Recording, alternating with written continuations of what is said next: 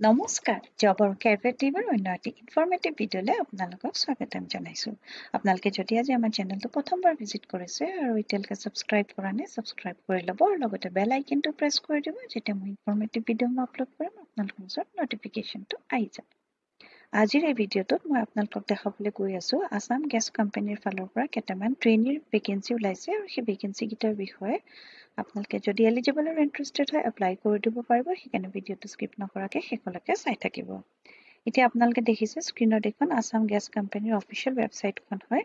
ইয়াতে আপোনালোকে assamgascompany.org বুলি দিলে আহি যাব কেৰিয়াৰ্ছত যাব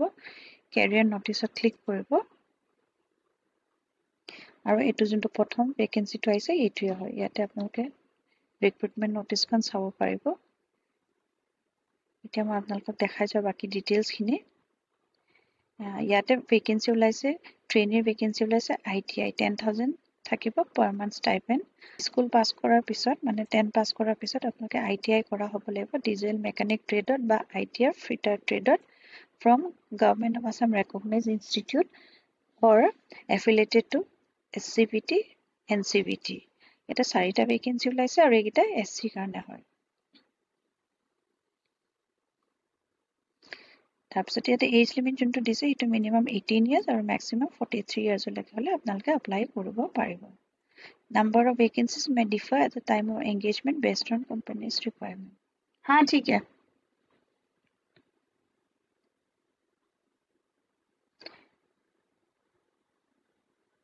Date of birth as mentioned in the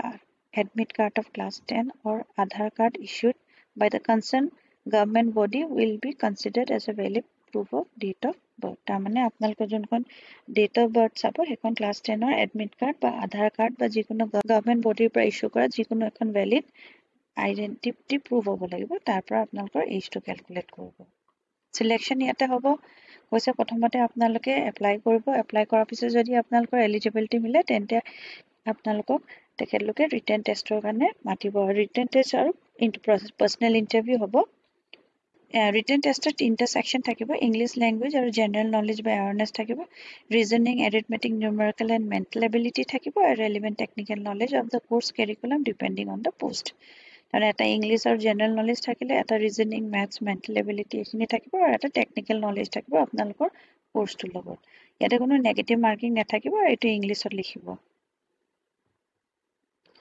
যোনটো টেষ্টৰ ডিউৰেচন হ'ব মানে কিমান সময়ৰ কাৰণে টেষ্টটো হ'ব সেইটো কল লেটাৰ থ্ৰুদি তেখেতলোকে আপোনালোকক জনাব আৰু যেতিয়া আপোনালোকৰ ফাইনেল মেৰিট লিষ্টখন এই টেষ্টৰ মাৰ্কছৰ ওপৰত বেছ কৰি হ'ব এতিয়া মই আপোনালোকক দেখাই দিওঁ কি ডকুমেন্টছ আপোনালোকে এপ্লাই কৰা সময়ত দিব লাগিব এমপ্লয়মেন্ট এক্সচেঞ্জৰ ৰেজিষ্ট্ৰেচন কাৰ্ড থাকিব লাগিব এখন আপোনালোকৰ ভ্যালিড হ'ব লাগিব তাৰ পিছতে HSLC এডমিট বা other card issued by government body as a proof of date of birth তাৰমানে ক্লাছ 10 ৰ এডমিট কাৰ্ড বা আধাৰ কাৰ্ডখন হলে আপোনালোকৰ ডেট অফ বাৰ্থৰ প্ৰুফ হ'ব মাৰ্কশিট আৰু pass certificate of class 10 and ITI in respective trade তাৰপিছতে যদি আপোনালোকে ক'বাত কিবা চাকৰি কৰি আছে তাৰ পৰা এখন নো অবজেকশন সাৰ্টিফিকেট লাগিব যদি গভৰ্নমেন্ট সাৰ্ভিস বা PSUত কৰি আছে তাৰপিছত প্ৰুফ অফ এড্ৰেছ প্ৰুফ লাগিব এড্ৰেছ প্ৰুফত আধাৰ পাছপোৰ্ট ড্ৰাইভিং লাইসেন্স এনেকে দিব পাৰিব লগতে আপোনালোকে যে SC কাষ্টত বিলং কৰিছে তাৰ কাৰণে এখন গভৰ্নমেন্টৰ পৰা আপোনালোকৰ যোনখন সাৰ্টিফিকেট থাকে গভৰ্নমেন্ট ইস্যুড সাৰ্টিফিকেট সেইখন দিব লাগিব আৰু ডমিসাইল সাৰ্টিফিকেট তাৰ কাৰণে আপোনালোকে পাৰ্মানেন্ট ৰেজিডেন্ট যে অসমৰ হয় সেইটো আপোনালোকে দিব লাগিব PRC আৰু বাকি তেনেকে নাই এইখিনি ইম্পৰ্টেন্ট হয় মই বাকি আপোনালোকক দেখাই দিও এপ্লাই কৰা যোনখন ফৰমেট আছে ইয়াতে আপোনালোকে পাই যাব তলত দিয়া আছে ফৰ্মখন এইখন আছে এপ্লিকেশন ফৰমেটখন ইয়াতে ফটো লগাব লাগিব নাম লিখিব লাগিব আৰু গোটেই ডিটেইলছ খিনি আপোনালোকে ইয়াত ফিল কৰিব লাগিব এইখন আপোনালোকে ডাউনলোড কৰি পেলাই প্ৰিন্ট আউট কৰি ল'ব আৰু প্ৰিন্ট আউট কৰাৰ পিছত যিখিনি ডকুমেন্টছ মেনশন কৰিছে সেইখিনি আপোনালোকে ফটোকপি কৰি সেলফ এটাচ কৰিব আৰু তাৰ পিছত ইয়াতে এইটো প্ৰসেসটো দিয়া আছে এইটো আপোনালোকে পঠাই দিব লাগিব the managing director Assam gas company limited Duliajan district Dibrugarh pin 786602 আৰু তাৰ ওপৰত আপোনালোকে লিখি দিব কোনটো পোষ্টৰ কাৰণে আপোনালোকে এপ্লাই কৰিছে ডিজেল মেকানিকৰ কাৰণে কৰিছে নে ফিটাৰৰ কাৰণে কৰিছে আৰু ডেট হৈছে এটো 31st অগষ্টৰ ভিতৰত আপোনালোকে এটো পঠাব লাগিব তাৰ পিছত যদি বতাই এখন কিন্তু আপোনালোকৰ তেখেতলোকে একচেপ্ট নকৰিব আৰু আপোনালোকে recent passport size colour photograph ইয়াতে লগাই দিব লাগিব য'ত লগাৰ কাৰণে স্পেচ দিয়া আছে গ্ৰাফখন আপোনালোকে লগোৱাৰ পিছতে তাতে আপোনালোকে সিগনেচাৰটো কৰিব লাগিব যদি আপোনালোকে এইটো নকৰে ফটোখন নলগাই বা সিগনেচাৰ নকৰে তেতিয়া আপোনালোকৰ এপ্লিকেশ্যনখন ৰিজেক্ট হৈ যোৱাৰ চান্স থাকে যদি আপোনালোকে ফটো নলগাই আৰু সিগনেচাৰ ফটো লগাই যদি সিগনেচাৰ নকৰে তেতিয়া আপোনালোকৰ এপ্লিকেশ্যন ফৰ্মখন কেনসেল হৈ যোৱাৰ চান্স থাকে বা তেখেতলোকে ৰিজেক্ট কৰি দিব বাকি ডিটেইলছ এইখিনিয়ে হয় আপোনালোকে যদি এলিজিবল আৰু ইন্টাৰেষ্টেড হয় তেন্তে ভেকেন্সি কিটাৰ কাৰণে এপ্লাই কৰি দিব পাৰিব